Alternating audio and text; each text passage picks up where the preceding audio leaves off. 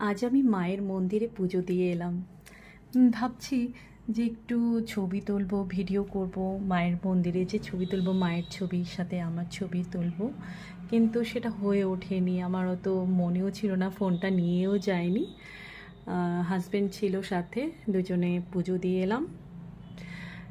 ভাবছি যে একটু ভিডিও করে একটু ব্লগ করার চেষ্টা করব। অনেকেই করে, ভাবছি যে আমি পারবো কি না।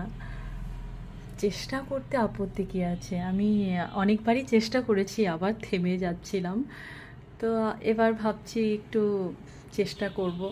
তোমরা পাশে থেকো আর সাবস্ক্রাইব করো। ও হ্যাঁ, আরেকটা কথা, অনেক দিন পর, প্রায় 3.5 বছর পর আমি মা হতে চলেছি। তাই মায়ের কাছে গিয়েছিলাম একটু ধন্যবাদ জানাতে।